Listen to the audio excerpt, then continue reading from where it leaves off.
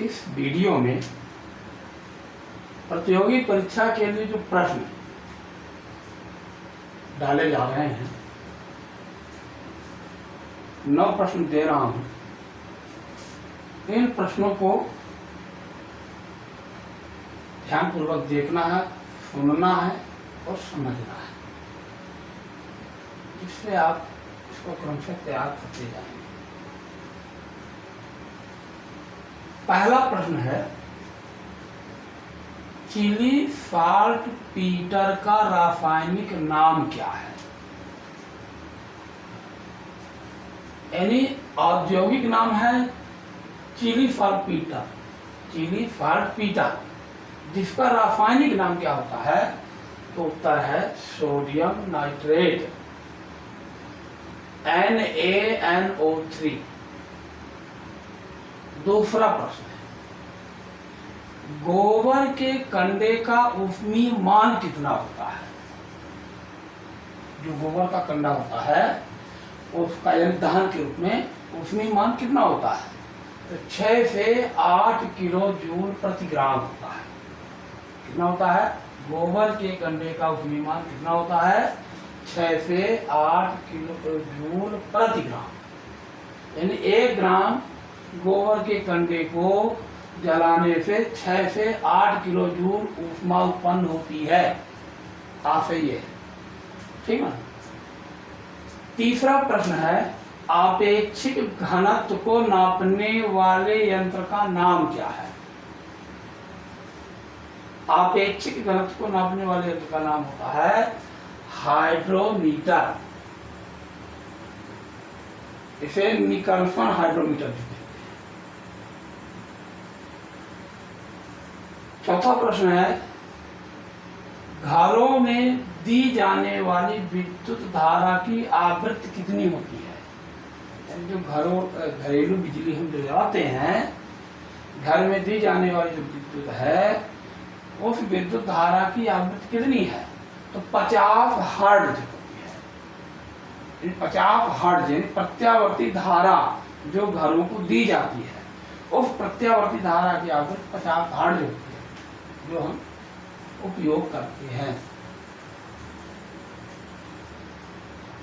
पांचवा प्रश्न है, यदि MAN को 415 तथा FIZE को 1985 से कोड दिया जाए, तो FIVE का कोड क्या होगा? जो पांचवा प्रश्न है वो ये कह रहा है कि MAN, उत्तर तो आपको मिल गया कितना?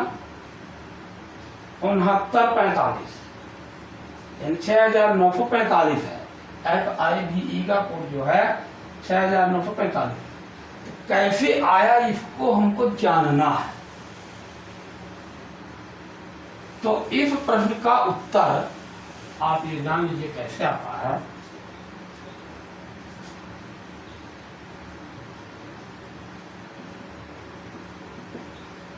ठीक है ना? तो सबसे पहले बात ये है कि आप पढ़े हैं हल इसको बता रहा। पांचवें का प्रश्न है, पांचवें प्रश्न का हल ABCDEFGHIJKLMNO PQRSTUVWXYZ 26 अक्षर होते हैं। अब इसको हमको कोड को ध्यान रखना है, यानी कोडिंग जो की गई 1 से 9 तक के अंक है।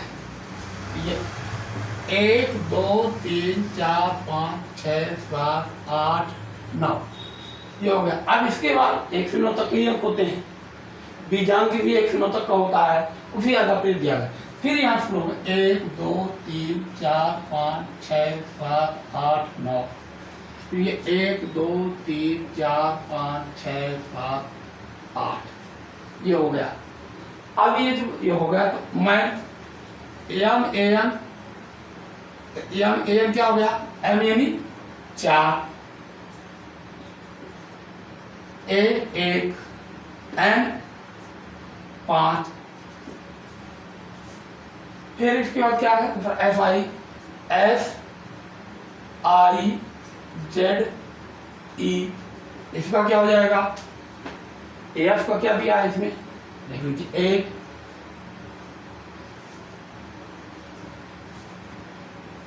फिर ये आई 9, जेड 8, ई 5, ये 185 आ रहा, यही हमने लिख दिया। तो एफ आई भी का कोड क्या हो जाएगा, तो एफ आई भी का कोड होगा, एफ आई भी ई का कोड क्या होगा, ये उत्तर आया है, कैसे आया ये आपको बता रहा हूं। देखिए एफ यानी 6, आई का कोड क्या है 9, भी का कोड क्या है 4, और फिर ई का कोड क्या है 5।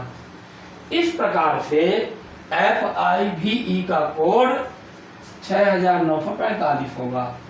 ओके, समझ गए होंगे। प्रश्न 6, पित्त रस हल्का क्षारीय होता है, पित्त रस होता है हल्का क्षारीय होता है, इसका पीएच मान कितना होता है, उत्तर है लगभग 7.7 होता है, क्योंकि जो 7 मान होता है वो उदासीन यानी पानी का, पानी यदि उदासीन है शुद्ध पानी तो उसका पीएच मान 7 होता है। 7 से कम अगर है पीएच मान तो अम्लीय होता है, और 7 से जब ऊपर हो तो क्षारीय होता है। तो हल्का क्षारीय होता है मतलब 7 से थोड़ा अधिक है, तब कितना मान है 7.7 होता है। प्रश्न 7, फोटॉन की खोज किसने की है, आइंस्टीन ने, इनका पूरा नाम है अल्बर्ट आइंस्टीन, इन्होंने फोटॉन की खोज की। तो फोटॉन की खोज किसने की, आइंस्टीन ने। ट्रांसफार्मर के आविष्कारक कौन थे, ट्रांसफार्मर के आविष्कारक हैं माइकल फैराडे, इन्होंने 1931 में विद्युत चुंबकीय प्रेरण का सिद्धांत दिया, और फिर विद्युत चुंबकीय प्रेरण के सिद्धांत के आधार पर ट्रांसफार्मर को खोजा है।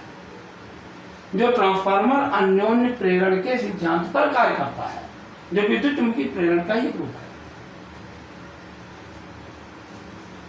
क्वेश्चन नंबर 9, किसी धनराशि पर 2 वर्ष का चक्रवृद्धि ब्याज 615 है और उतनी ही अवधि का साधारण ब्याज 600 रुपए है, तो मूल धनराशि ज्ञात कीजिए। क्या ज्ञात करो, उत्तर तो हमने लिख दिया है डायरेक्टली 6000, पर ये आया कैसे, तो इस प्रश्न का उत्तर हल करके आपको बताते हैं, उसको आप समझिए कैसे आएगा।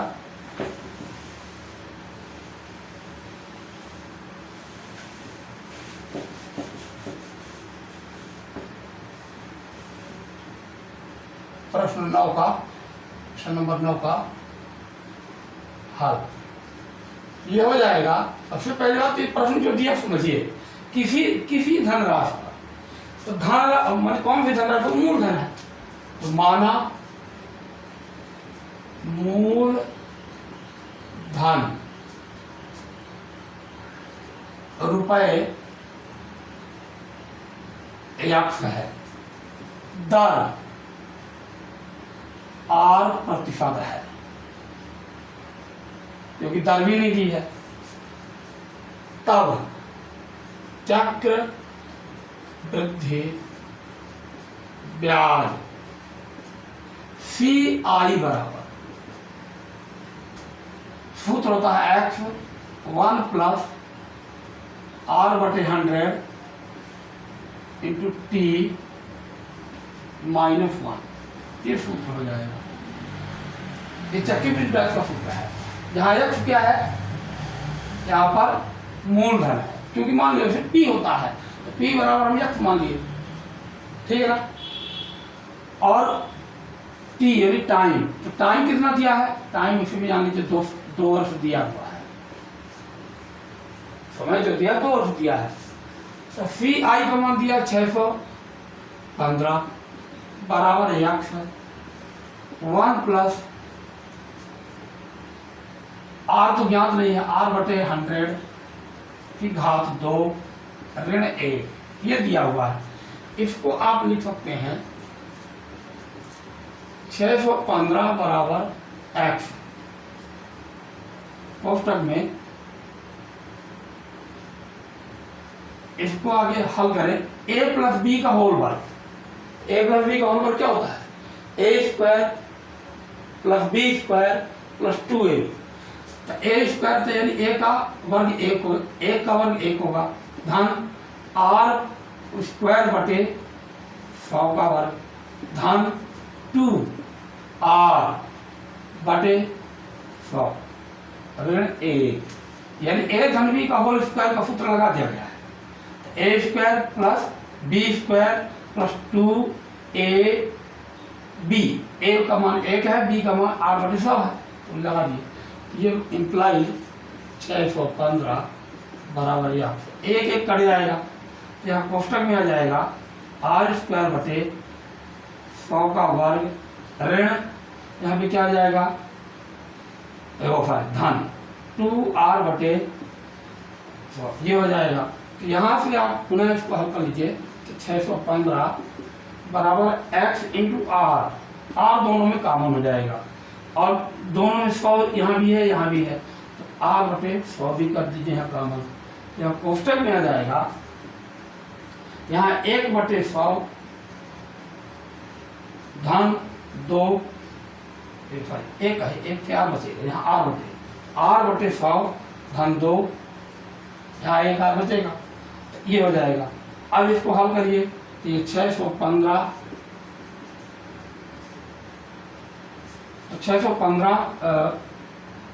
x इंटू आर बटे 100 इंटू हो जाएगा कोष्टक में r धन 200 बटे 100 हो जाएगा। इसको आप समीकरण 1 मान लीजिए। अब ब्याज बराबर कौन सा ब्याज? साधारण ब्याज। ब्याज बराबर मूलधन गुणे दर गुणे समय बटे 100। ये समय टी के रूप में हमने आगे किया है, वही समय 2 वर्ष किया, ठीक है ना, यानी ये समय ही है। तो ब्याज कितने दी गई है?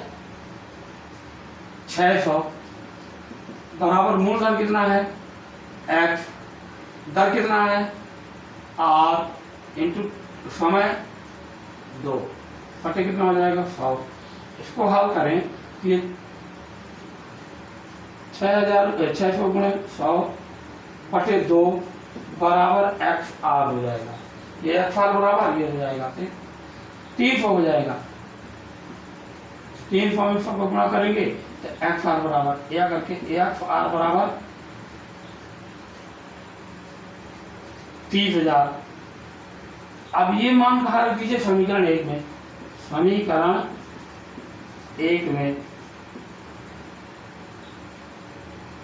XR का मान रखने पर जब रख देंगे तो क्या आ जाएगा?